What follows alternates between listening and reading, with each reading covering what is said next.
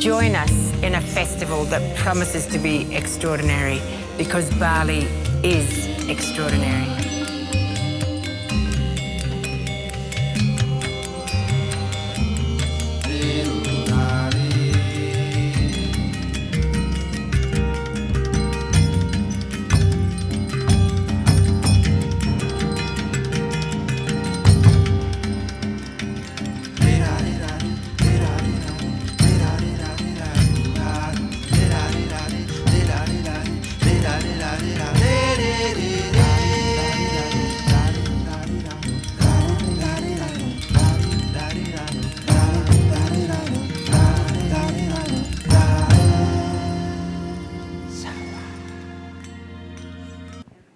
Good morning, ladies and gentlemen.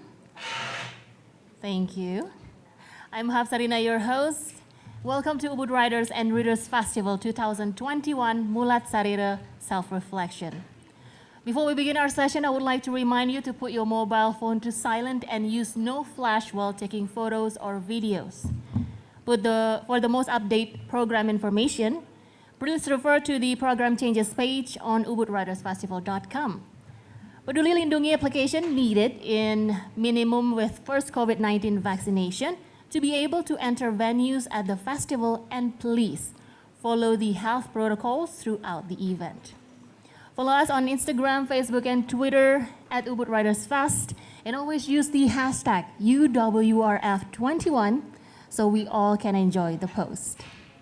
Our session today, supported by Budaya Saya, is Tale of Banda, in conversation Hilmar Farid, with Hilmar Farid, and moderated by Janet DeNeefe. Ladies and gentlemen, warm welcome to our speaker and moderator. Terima kasih. I thought before we start, I found somebody else who was here in the first year, Cadet Purnami. we were looking at the audience asking who was here when Ubud Writers first started, so Cadet and Renee. So this is just like the old days, yeah? Like the first year when there was only a few people. So I'm very excited to be interviewing Pak Hilmar Farid today. And he's involved in this project in a place I'm extremely fond of. But first I'll introduce you to him. Maaf if I'm speaking bahasa Inggris, yeah? Born in Germany, Hilmar Farid is Indonesia's Director General of Culture, Ministry of Education, Culture, Research and Technology. He's an artist, activist, writer, musician, yeah? I found a photo of him on the internet with long hair, looked like a rock star, who has spent his life invested in cultural activities. I guess you call him a Renaissance man, yeah? He co-founded the cultural work in Jakarta. He led the Indonesian Institute of Social History. He co-formed the New Jakarta Movers Volunteers and the Indonesian Institute of Social History. You're involved in the Asian Regional Exchange for New Alternatives. Excuse my mask. I mean, how impressive is that? I mean, these guys don't just sit around, yeah? They're actually doing things.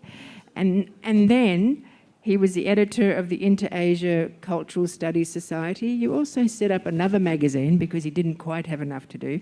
And then more recently, in 2014, he's written a number of books, by the way, but his latest publication was Rewriting the Nation, Pramudia and the Politics of Decolonization. I mean, that's a serious subject. So welcome, Pak Hilmar. I'm always a bit nervous interviewing people with giant minds like this, you know. I'm good at cooking and that's about it. But anyway, we're here to talk about the Spice Islands and Banda, a place that I visit normally every year. And I wanted to talk about your project, Jalur Rempah, the whole investment in the spice trail and what it is that you plan to do. So can you just start telling us a bit about your project and the fact that you aim to include the Spice Trail as UNESCO World Heritage and what your plans basically are for that part of Indonesia? Yeah. Well, first of all, thank you for inviting me to sit in this session at the Ubud Writers and Readers Festival, a very important festival. And congratulations that now you're in your 18th year, which is, I think, very important for us here in Indonesia. So about the project itself, we started like 5 years ago in 2015, like thinking about the connections that Indonesia had in the past before colonial times. So Banda Island was chosen initially because of the dark history that it had. I mean, you will hear more about this from a very famous writer, Amitav Ghosh, tomorrow. But to make a long story short, so basically, Banda is known for its nutmeg. And because the Dutch colonial rulers at the time, the VOC, the company, basically like almost nearly exterminated the entire population of Banda 400 years ago, like 1621. And we then thought there must be history before that, like before that incident and before colonial rule, and that's what we were interested in. And by looking at the Spice Islands in Maluku, we then found very interesting information about the existence of a trade network, like a maritime trade network that existed for 2,000 years already. And what is interesting, if we talk about the colonial period, then mostly we will have remains of buildings, fortresses, and all that. But for the pre-colonial period, the evidences that we have to reconstruct that trail is basically language, the linguistic connections that the Austronesian-speaking world had, and I think Amin before in the previous session has already mentioned that. And then secondly, you would look at rituals, very interesting rituals, and similarities. Sound, there is a very strong gong culture throughout this archipelago, which existed for 5,000 years already, and which still has influence on modern music today. So all of these intangible cultural heritage, what interested us, and then drove us to do more research involving more people. And we are moving away a little bit from the conventional experts, archaeologists, anthropologists, to linguistics, people working with oral tradition, the local maestros of all these traditions, which are very important resource for that. So what we then trying to do is to combine the tangible cultural heritage dimension with the intangible one. So it is now the activities are like equally divided between the attempt to do some physical reconstruction. That's what we are doing. I mean, that's the job of our office. But at the same time, we also organize festivals around these cluster of islands and trying to bring to reconnect. So the issue really is like reconnecting cultures that have been divided by different phases of like colonialism, modernity, and all that, and which is like very interesting because like 1621, almost the entire population was like driven away from Banda, became exiles, like migrants in K, in Seram, in Aru, and then they, in those places, they actually maintained that cultural identity. They preserved the languages, the rituals, and all that, which in Banda itself is practically unknown after the incident. So our job is to organize like events, rituals, combining it with festivals to make it interesting, not only for the population itself, but also for the outside world, and then try to develop programs from there. It's really beautiful to see how it actually grows and develops beyond our own expectation, because we didn't expect there be such strong links, no? Like cultural links, which I think is also a proof that when we talk about spice route, it goes way beyond or before the colonial times. Like it dates back even to 2,000 years ago. No? And then this is what we want to bring to the surface. And then we are thinking now in 2024 to nominate it as a World Heritage at UNESCO. So that's the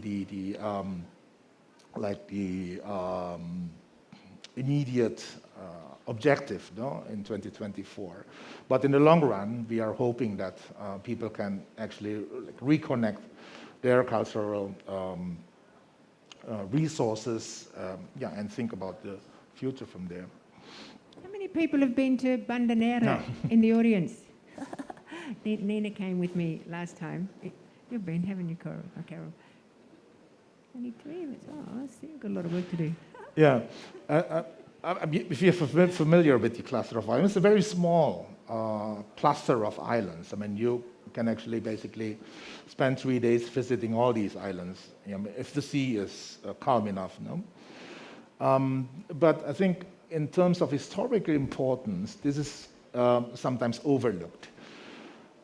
For example, it was the first really colonization, settler colonialism, so to say, which almost annihilated the entire population. So we call that genocide, because that was in Amitai's book too. Yeah. Like, at what point do you acknowledge that actually it was genocide? It was a genocide, because it was based on the idea that basically the thinking was that we want the island, but we don't want the people on that island, right? We want the resources that's on that. That's, I think, very significant in history. The second one is the plantation system that was later on copied in different other areas, like Latin America, including Indonesia itself, Southeast Asia. But the first model was actually Banda, where you had you cleared the land, and then you really organize economic production according to what you think is best, as from the perspective of the administration. And that never happened before. Later on, it was copied in different areas, but it started really actually in Banda. So by looking at this painful history, I mean, we're also trying to find ways in how to deal with that. I mean, until now, I mean, it's 400 years ago, right? But I was in Banda in March, and I spoke at the university about the history of Banda. And there was a small performance, reenacting the massacre of the Orang Kaya Banda that took place in 1621. No? So it's still there, but it seems it hasn't really progressed in terms of finding the language and how to deal with that. It's still really black and white, right? I mean, there's bad Dutch colonial administration with the help of some Japanese, samurai? Ronin, who did the execution itself, and then the powerless victims, people of Banda.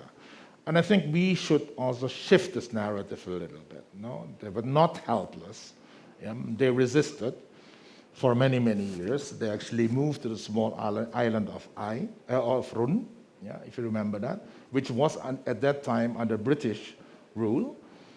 And then they organized the resistance towards the Dutch from there. So there are little pieces of information missing in this story, which I think is now important to bring up in order also to rebuild the confidence of the people. So you're not helpless, defeated victims. You played an active role, and you are now also expected to play an active role for your own future, no? Because the idea of being defeated, being a victim, is spread out in the archipelago. No? That feeling of being unable to cope with all these developments, be it colonial or even our own national modern development. No? So for me, it's very important for us to find ways of dealing with these past injustices, no? In order really to have a stronger stand today, and which would enable you to think better about your future. So otherwise, I think if you go anywhere here, you will hear stories about loss, defeat, victim, and all that, korban pembangunan, like victims of development, yeah? Which basically, if you listen to these stories, are like reproduction of the old stories about being under colonial rule and so on, and which I think has becoming more and more unproductive, right, for us, yeah, and yeah. So if you achieve World Heritage or UNESCO status, is the next step to develop some sort of sustainable tourism or some? Yes. Yeah. Well, And yeah. so on the island itself, will there be like landmarks? Because last time I was in Bandanera, I found the place where the execution of the orang kaya was. I didn't know that before, and there's so many landmarks there, and there's cannons on the side of the road, and there's, I mean, will you have like a map that directs people to all these landmarks, etc.? Yeah. Actually, in that sense, Banda, the heritage buildings are still very much intact from the 19th century, you know? So you still have these like beautiful fortresses, like the houses are like beginning to crumble a little bit, but they're still there, and they will be included for sure in the nomination for the World Heritage. And as you said, like we are now thinking about like a sustainable approach to this, no? Like sustainable heritage management. Of course, tourism is very a core of that process, but it's not only that, you know? Because anywhere in the world, World Heritage, once they got the status of a World Heritage, then tourists will flock in, and then power basically the local population, and we are very careful with that. No, we don't want to create another like a tourist site which is like would alienate the local people themselves. No, so trying to develop like a more sustainable approach to that, and the bringing in not only the cultural heritage side, but also natural heritage, because Banda is one of the most important sites of coral reefs. Now, you have a very beautiful coral reef, like, what you call that? For snorkeling or diving, what do you call, atolls. Or, yeah, you know what I mean, but that's it, like, we know what you mean. like, and very large. And in terms of marine resources, it's also one of the most diverse sites in the archipelago. So, but little has been said about that. I mean, I read a report by the Coral Triangle Initiative about the islands, and they said like in the last 20 years it has been decreasing due to ignorance, basically, yeah, and no strong regulations and how to prevent that from diminishing, and yeah, so any attempt to develop a sustainable approach to tourism in Banda should take that into consideration, no? Both the cultural and natural elements that they have, and that's the intention now. Yeah. I mean, I was really surprised when I was there because, you know, being obsessed with Indonesian food, you know, and eating as much as I can all the time, I tried what they call sasate, which is like little falafels, like they're little fish balls, actually, or fish patties. And when I ate one, I thought, oh my God, it really tasted like Lebanese food or Middle Eastern food. Do you remember that, Nina? It's actually like fish or smoked tuna or something with kanari nut, which is the sea almond that they use in their food, and a beautiful big tree, and ground with mint, local mint, and lots of cumin. I mean, that is so Middle Eastern. And so it just sort of indicates that going back thousands of years, there was this exchange with the Arab traders and the Chinese and, of course, other Indonesians. And that's extraordinary. But also, I read that Indonesia is one of the oldest maritime cultures in the world. It is. I mean, one of the evidence for that is the outrigger canoe that you still can see here on the beach of Sanur, for example. I mean, you have these small canoes, and they are proven to have a very long history, going back to thousands of years. And same technology is has been later on developed. I mean, we all have to remember that 50,000 years ago, this archipelago was basically connected. Like Sumatra, Kalimantan, and Java was one, right? And then it was submerged underwater sometime around like 50,000 years ago. So the first anatomically modern human, developed this technology in this region. And why is that? Because it's only here where you have the Wallace Line, where the land before the rising of the sea level were separated by sea. It's only here in this region. And that's why they were able to go to Australia 60,000 years ago, before the rising of the sea level, because they had to cross a certain distance in the sea, and they were developing this technology for that. And it's not only the outrigger canoe, but also logistics. The idea that you have to spend days, probably weeks, on the sea, and you have to prepare yourself, navigation technology. So we are actually talking about like extremely smart and brave people, 60, 50,000 years ago, who were able to organize these trips and like spread out throughout a very large geographical area. The Austronesian language is spoken also in Madagascar, right, in the eastern part of Africa, and up to the east to Fiji. So that's the geographical spread of the Austronesian people. And I think Banda, the Spice Islands, was at the time, like way before this, the modern period, a very important hub.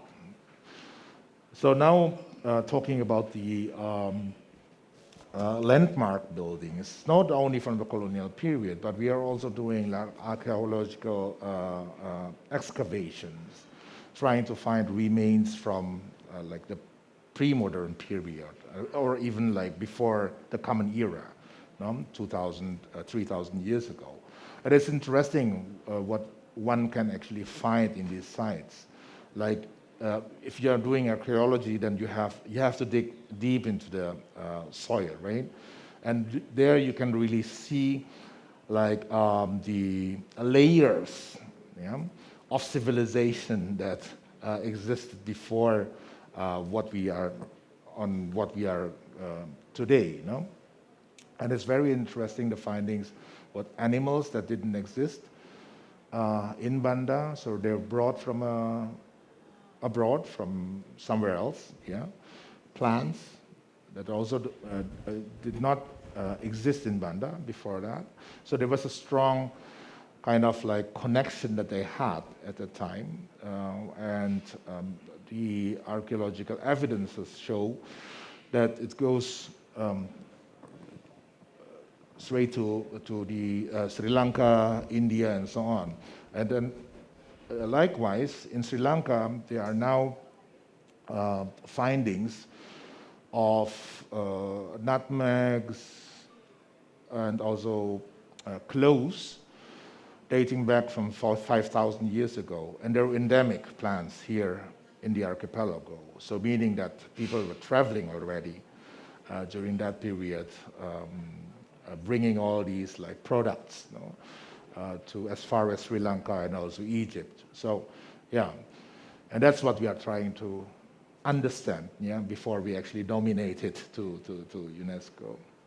I mean, you were talking about Tahiti. When I was in Hawaii, they were calling coconut new, which they call it here, and I nearly fell off my chair because I'm like, that's Balinese. So, there's those links right through to places like Hawaii, you talked about Sri Lanka and Madagascar, etc. So in your UNESCO plan, you said you were going to link up with them and look at your kind of collective history and how to promote the whole spice trail, Yeah, it makes much more sense to do a joint nomination, like inviting, like an international nomination, really, like bringing together countries along these routes. And we've tried to identify these countries. There are no less than 20, actually, in the Indian Ocean alone. And if we extend the period into the colonial period, then certainly Europe is also part of that. And before the Suez Canal was established, everyone had to go through South Africa, where you also have Malay population in South Africa. So it is really an ambitious project trying to bring together so many countries into that. But discussions have started already. We are talking and also doing things together with our counterparts in India and the subcontinent and also the eastern part of Africa. I just want to check. I was trying to look for some sort of video to show you. I don't know if Irma, bisa putar ya? Videonya bisa?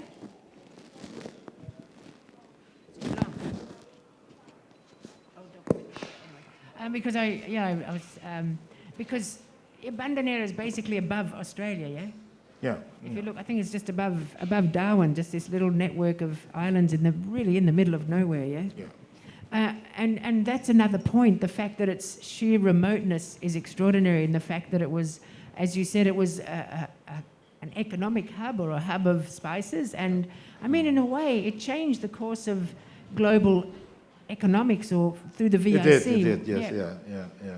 Well, the VOC, when they first arrived here, their center of activity was actually in the eastern part, Ambon, Banda included. And that's why, you have so many remains, even up until today, like most of them in the eastern part of Indonesia. Batavia, because they were met with resistance from the Javanese for some time. So Batavia actually came later. So Ambon was actually the first center of their rule. So that brings us to another point. If you want to develop tourism in a place like Banda Neira, are you going to make it easy to get there? Because I know when we go there, we have to go to Jakarta, then maybe Sulawesi, or and we don't arrive till 12 hours later. So is there a plan to make the transport situation a bit easier? Yeah, that's very interesting question, because I talked to the locals.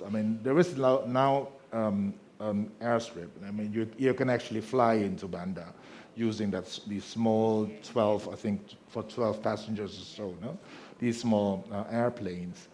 And then I asked whether they have a plan to extend the airstrip. And I got a mixed reaction to that, because some said, just leave it like that, We don't want too many people come on these, big jets and then, overcrowd the islands, and to make it slow. And I think it fits very much with the idea of having a more sustainable approach to that, Make it slow, slow down a little bit. Do less, just enjoy more, not try to build too many things, and then really try to look at the local potentials that we have. I mean, there are many, but yeah, I think the idea really is to make it more like a site where you can visit not only for like a short period of time. It's not like Bali. Like Bali, you can fly in on Friday and then go back on the Sunday. So, yeah. But accessibility is an issue. I mean, if the weather is not so good, especially in December, January, February, it's quite impossible to go there. I mean, it's a little adventurous. I mean, if you want to do the trip, you have to use the Palni ships and all that. But yeah. It's part of the deal. So you talked about Bandanera, but you also said you were going to run events around that region. What are the other places that you'll be doing events? Maybe I can show you here. This is Banda, no? Just continue. So these are the things that we do. We organize workshops for locals, so like photography, event organizing, etc. So really to build the capacity at the local level. No? Yeah. I want you to talk about the volcano. Yeah. So sorry. Okay. So this is the volcano, the Gunung Api, yeah, of Banda, which is, I think, from afar you can only see the Gunung Api. That's the first thing that you will see if you go by sea. You know? It's active. So in the 1980s, there was an eruption, which also drove away people from the islands. And then because, do we have a map? I'm sorry. That's okay. But if you look at the map, I mean, it's really a small cluster of islands, like islands surrounding these volcano. No? And it's a very important part. Now, after the eruption in the 1980s, then there was a lava that goes straight into the sea. And this is the most beautiful diving spot today. And corals are actually growing on the cold lava. And that's the township at the base there, which is across from the Gunung Api. Yeah, so that's about the city in Banda, that small cluster of buildings below that. Okay? Yeah. Can you continue? So this is North Maluku. This is what we do. We organize workshops for event organizing and trying to look again about the old clothes, like the traditional clothes that they have. And it's interesting because you think that local people would know, but sometimes they don't. No? You really have to go into the archives, bring it, and then combine with what they know about it and try to find like new ways of using the clothes and developing the clothes as well. So, yep, just next one.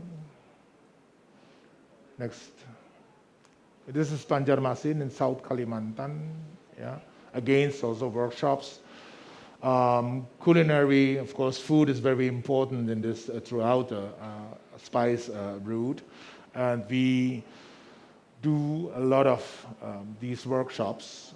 And again, I mean, if you talk about like local food, you think that locals would know, but not all of them. It's actually also in the hands of a handful of people with that kind of knowledge, and that's what we want to develop, to have it more, to share with more people. And yeah. So you include Kalimantan in your spice trail? Banjarmasin, the southern part. Why Banjarmasin? The language of Banjar is very similar to the language of Malagasy, yeah, in Madagascar.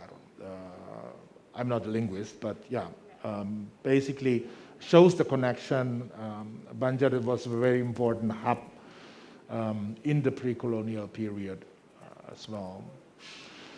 These are festivals. I'm sorry we don't have photos, just the posters. But yeah, basically it gives you an idea what we are trying to do. So organizing events around the knowledge about the spice route. Yeah?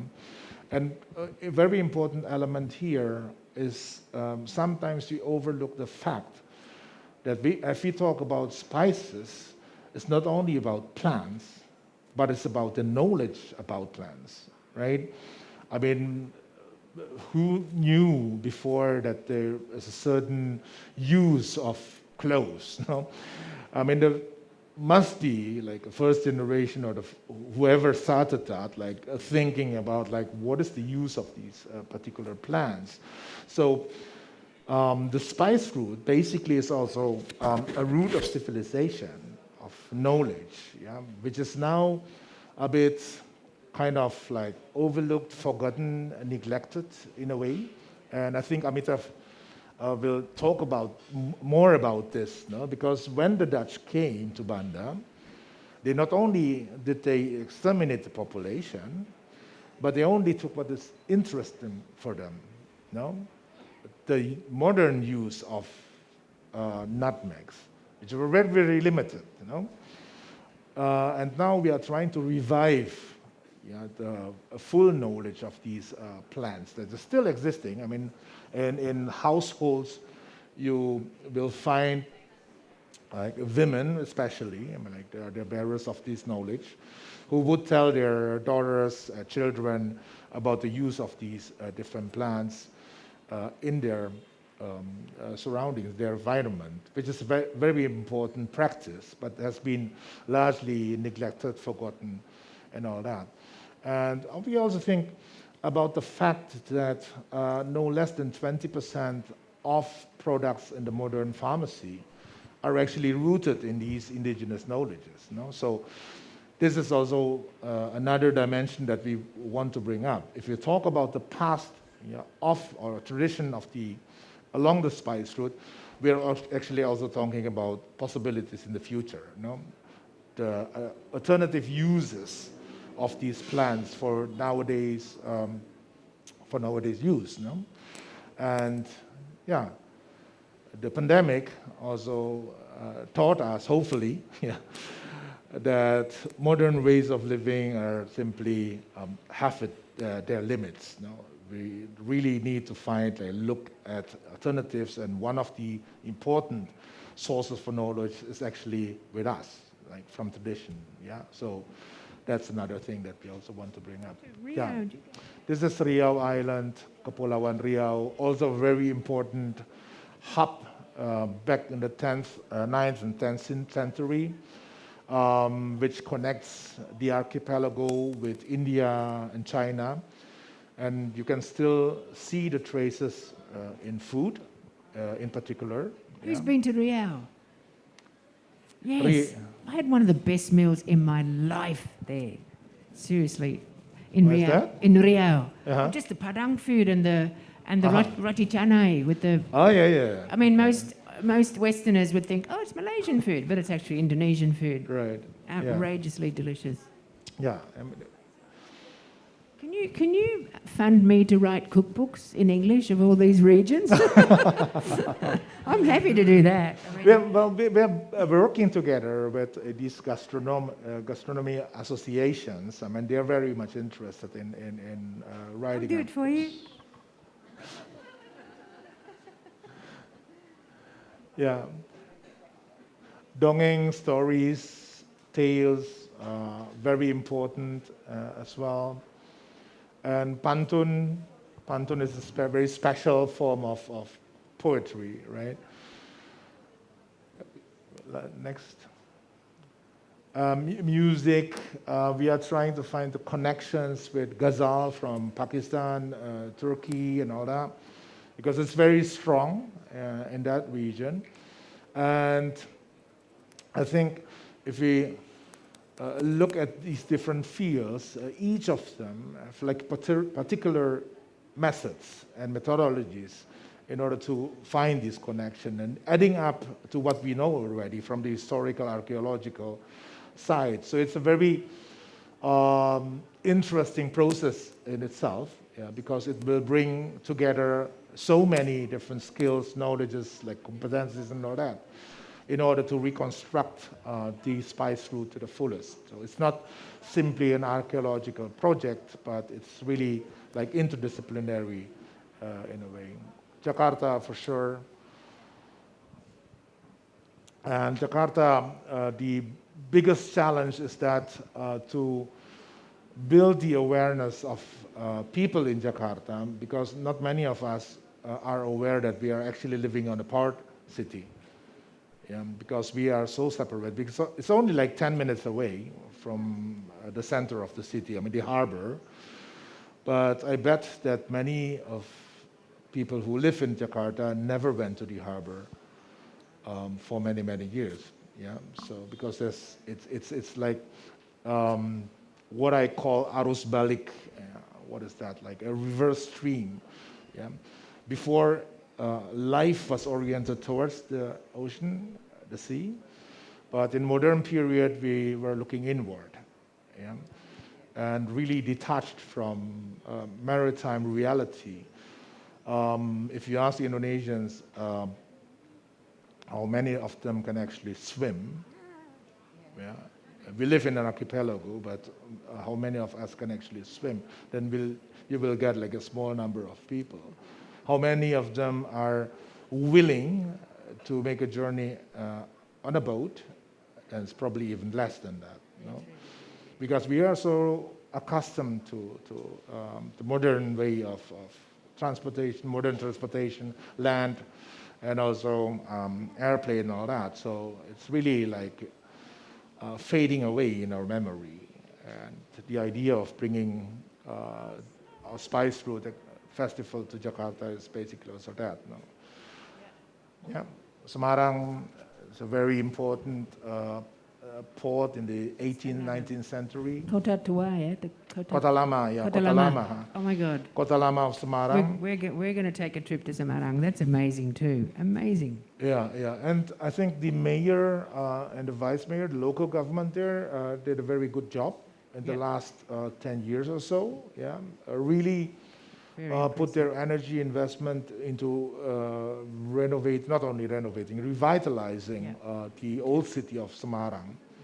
I mean, before it was like neglected, you know, it is a place where no one would go, but now it is really a interesting, a beautiful place to visit.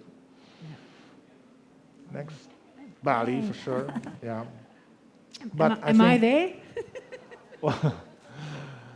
While you're here in Bali, I would suggest you to travel to the northern part of Bali, to Sembiran, which is a site from, say, 2,500 years before present. Wow. Yeah, which shows also the connection that Bali had with India during that period. This is way before the modern Bali, not modern Bali, but yeah, the Bali that we know today.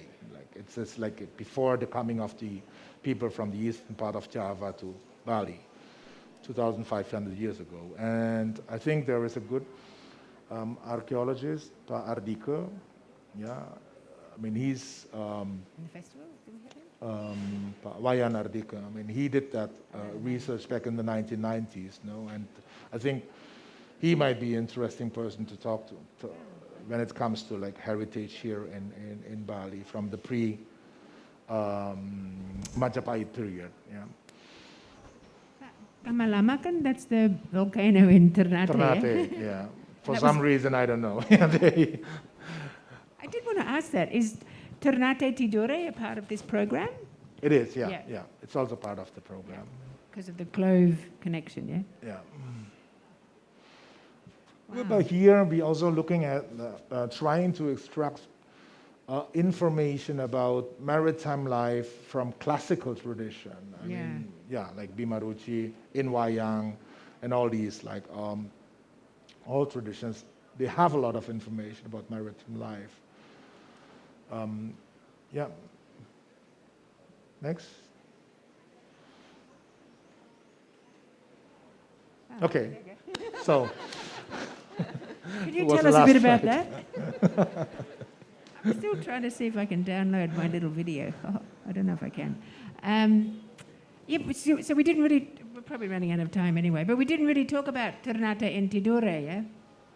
Ternate and Tidore also very important because it has a very different story from Banda. They are both in the Maluku, not very far from each other, but very different story. While in Banda, it was like total occupation of that. While in Ternate, they were basically able to negotiate, like constantly. The Spanish, Portuguese, the Dutch, all of them came. But it had a longer tradition of polity, like having a state in Ternate and Tidore. There were kingdoms of that. And what is interesting, back in the 15th century, for example, Italy had a representative in Ternate, yeah, to show how important it was for the Europeans at that time, right? So, which makes also, I think, Ternate and Tidore special in our project, because there was so much from the Indonesian side to tell, yeah?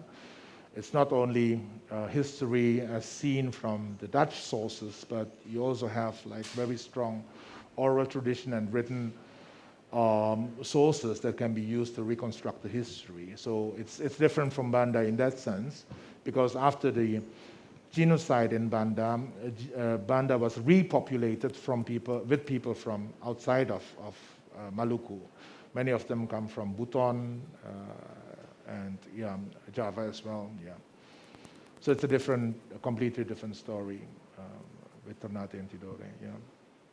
Okay, I think, anyway, just before we go, any questions? Forgot to ask. Hi, Renee. Very good. I see. Oh, shall I just speak loudly? Yeah, just speak loudly, yeah. I've been to a UNESCO heritage site where I had to pay a lot of money to get in. And I was very glad to pay that money, because once I got there, I went, oh my God, this is not a place where you want a lot of people going. And I find it very interesting that people in Banda were saying, let's keep it hard to get here. And it seems like this special aspects of that area could be gone forever, with the best of intentions to develop it and possibly put in a better airstrip or whatever that is. So I guess, I'm sorry, long question, but are you considering steps to propose like a heavy levy to even enter the area? Yes. The last thing that you want is to alienate the local people from the project itself, no? So in order to protect that, because once it has been, it's on the list as a World Heritage, of course it will generate, I think, more interest in Banda, not only from tourists, but also business people, right? So who would then invest in the island, etc. So one way of preventing too many people, like over-tourism, is to impose levy and also other financial arrangements, like what we are doing now in Borobudur. Yeah. So Borobudur, now probably some of you have been to Borobudur. No? In the future, you cannot climb the monument anymore, yeah, unless you pay a lot. Yeah. And the idea really is to reduce the number of people stepping on the stones, because the carrying capacity of that monument of Borobudur is only like 1,000 people a day. Right now, during the peak season, then you will have like 50,000 people coming to that, and all of them is like standing on that monument, not actually knowing what it is about, like not really interested in the history, etc., etc. Because it's impossible for us also to organize that many tour guides, right? It really has to be reorganized. And I think related to your question, is that to increase like price would also limit access, but at the same time provides opportunity to manage it better. Yeah. And Banda, again, is the same issue. Now you have ships, beautiful ships, Pinisi, yacht, and all that coming in. not paying anything, yeah, not a single penny to the local authorities, while they're actually using the local resources, yeah, clean water and whatnot. No? So I had actually talked to the Bupati that in the future, I mean, really need to think about like how to manage this site like better by involving the local population, really thinking about the financial aspect of that, yeah, to make it like really into an integrated management system, which doesn't exist right now. I mean, now it's really, people come there, they will pay whoever's house is closest to their ship in order to get security and all that, but yeah, then it won't work. So that's what we are trying to do, yeah, to improve the management of the site. I guess that's it. I'm still trying to show this video, so maybe in the next 5 minutes we'll get it. Look, what's my last message? And I'm feeling guilty that I don't know if my Fenisi boat that we travel in pays to the community in Banda. I'll make a donation next time. But anyway, it's been fascinating, and I've just loved hearing about all your amazing research. I mean, well done. Big round of applause for Hilmar. And best of success with your project. It's truly worthwhile, and if you can go to Banda, you'll understand why we love that place so much. And of course, the spice history of Indonesia is fascinating. Don't forget to watch Pak Hilmar tomorrow as well with Amitav Ghosh, who'll be talking about his new book, The Nutmeg's Curse. And I think for Indonesia, this is a fantastic book. And the book will be on sale on October the 14th. But 9 o'clock tomorrow morning, Bali time. 9 Bali time. Yes, 8 o'clock Jakarta time, yes. Yeah.